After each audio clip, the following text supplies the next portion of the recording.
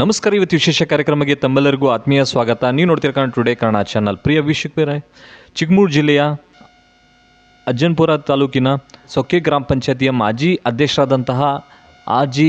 ನಾಗರಾಜಪ್ಪ ಅವರು ನಮ್ಮ ಜೊತೆಯಲ್ಲಿದ್ದಾರೆ. ಕಾರ್ಯಕ್ರಮಕ್ಕೆ ಸ್ವಾಗತ ಸರ್. ಈ ಕಾರ್ಯಕ್ರಮದ ಮುಖ್ಯ ಉದ್ದೇಶವೆಂದರೆ ಒಬ್ಬ ಜನಪ್ರತಿನಿಧಿ ಆಗಬೇಕಾದ್ರೆ ಇಷ್ಟೆಲ್ಲ ಹೋರಾಟ, ವೃತ್ತಿ, ವಿದ್ಯಾಭ್ಯಾಸ, ಜೀವನ ಜನಗಳಿಗೆ ತಲುಪಿಸ್ಕೊಡಿ ಕಾರ್ಯಕ್ರಮದ ಮುಖ್ಯ ಉದ್ದೇಶವಾಗಿದೆ.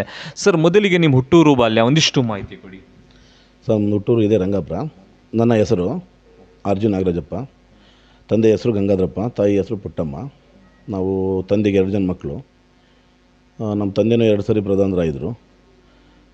ನಾವು ಜನಗಳ ಬೆಂಬಲ, ಜನಗಳ ವಿದ್ಯಾಭ್ಯಾಸ PUC ಕಂಪ್ಲೀಟ್ ಮಾಡಿದ್ದೀನಿ.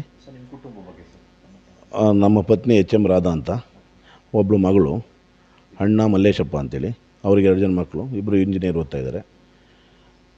ಸರ್, ನಿಮಗೆ ರಾಜಕೀಯಕ್ಕೆ ಬರ್ಬೇಕನ್ಸಿದ್ಯಾ ಅವಾಗ? ಸರ್, ರಾಜಕೀಯಕ್ಕೆ ಬರಬೇಕು ಅಂದರೆ ಅಪ್ಪಾಜಿ 2 ಸರಿ ಪ್ರಧಾನರಾಗಿದ್ದರು. ಅವರು ಪ್ರೇರಣೆನೂ ಇತ್ತು.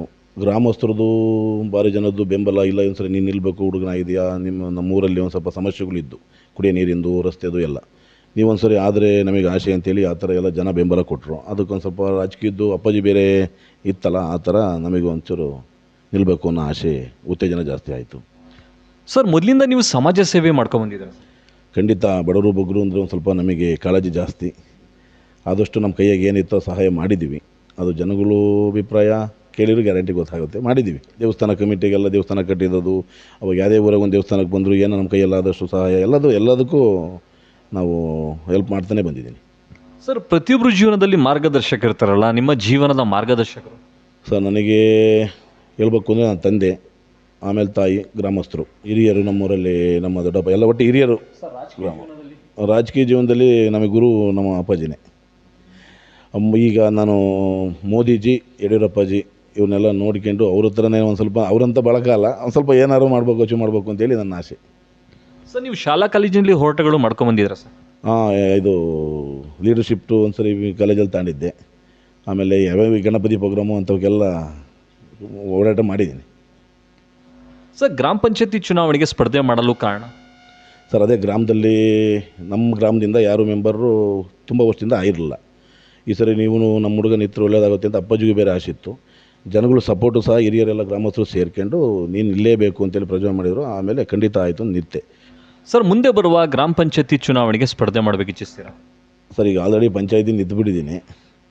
ಮೇಲೆ ಏನಾರ TP ಇಲ್ಲ ZPಗೆ ಜನಾಭಿಪ್ರಾಯ ಏನಿದೆ ತಿಳ್ಕೊಂಡು ಪಕ್ಷದ ಟಿಕೆಟ್, BJP ಟಿಕೆಟ್ ಕೊಟ್ಟರೆ ಖಂಡಿತ ಸ್ಪರ್ಧೆ ಮಾಡ್ತೀನಿ ಅಂತೇಳಿ ನನ್ನ ಆಸೆ ಇದೆ. ಸರ್, ನೀವು ಯಾವ ಪಕ್ಷದಿಂದ ರಾಜಕಾರಣ ಸ್ವಾಗತಿಸಿದ್ದು? ಫಸ್ಟಿಗೆ ಕಾಂಗ್ರೆಸ್ಸಾಗಿದ್ದೆ ಸರ್. ಕಾಂಗ್ರೆಸ್ಸಿಂದ ನಾನು ರಾಜಕೀಯಕ್ಕೆ ಬಂದೆ. ಆಮೇಲೆ ಯಾಕೋ ಪಕ್ಷದ್ದು ನನಗೆ ಅದು ಇಷ್ಟ ಆಗಲಿಲ್ಲ.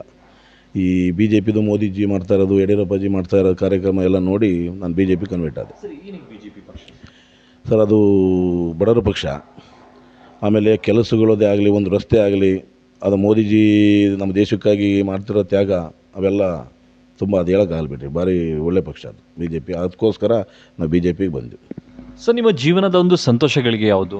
ಎಲೆಕ್ಷನಲ್ಲಿ ಗೆದ್ದು ಅಧ್ಯಕ್ಷ ಆದಲ್ಲ, ಸ್ಥಾನಕ್ಕೆ ಬರ್ಬೇಕಾದ್ರೆ ಊರು ಗ್ರಾಮಸ್ಥರೆಲ್ಲ ಸೇರ್ಕೊಂಡು ಪಟಾಕಿ ಅವೆಲ್ಲ ಹೇಳಂಗಿಲ್ಲ, ಅದು ಸಡಗರ. ನನಗೆ ಅದೇ ಸಂತೋಷ. ಸರ್, ನಿಮ್ಮ ಗ್ರಾಮದಲ್ಲಿ ಏನೇ ಸಮಸ್ಯೆಗಳಿತ್ತು, ನಿಮ್ಮ ಅವಧಿಯಲ್ಲಿ ಹೇಗೆ ಪೂರೈಸಿದ್ದೀರಾ? ಸರ್, ಕುಡಿಯೋ ನೀರಿನ ಸಮಸ್ಯೆ ಇತ್ತು. ಒಂದು 5-6 ಬೋರ್ವೆಲ್ ಅಷ್ಟೇ.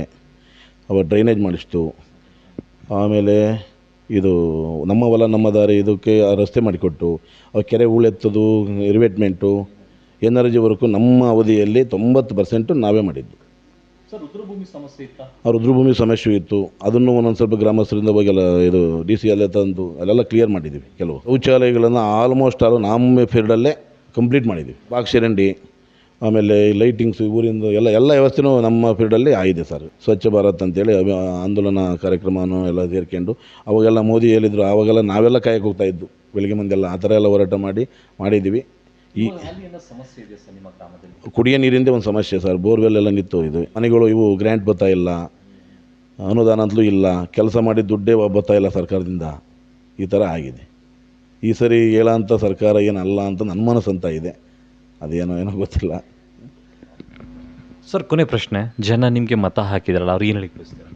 ಸರ್, ಅವರಿಗೆ ನನ್ನ ಹೃದಯಪೂರ್ವಕವಾದ ಕೃತಜ್ಞತೆ ನಮಸ್ಕಾರ ಮಾಡ್ತಾಯಿದ್ದೀನಿ. ಮತ್ತೆ ಬೆಂಬಲ ಅವರು ಸೂಚಿಸಿದರೆ ಖಂಡಿತವಾಗಿಯೂ ಅವರ ಮಾರ್ಗದರ್ಶನದಿಂದ ನಾನು ಅವ್ರು ಹೇಳಿದ ಥರ ನಾನು ಮತ್ತೆ ರಾಜಕೀಯಕ್ಕೆ ಟಿ ಪಿಗೆ ಏನಾರ ಅವಕಾಶ ಕೊಟ್ಟರೆ ಗ್ಯಾರಂಟಿ ಸೇವೆ ಮಾಡ್ತೀನಿ. ಸರ್ ನಮ್ಮ ಜೊತೆ ಚರ್ಚಿಸಿ ನಿಮಗೂ ಕೂಡ ಧನ್ಯವಾದಗಳು ಸರ್. ನಮಸ್ಕಾರ ಸರ್. ಅವಾಗ ನಿಮ್ಮ ಮಾಧ್ಯಮದವರಿಗೂ ಧನ್ಯವಾದಗಳನ್ನು ತಿಳಿಸ್ತೀನಿ.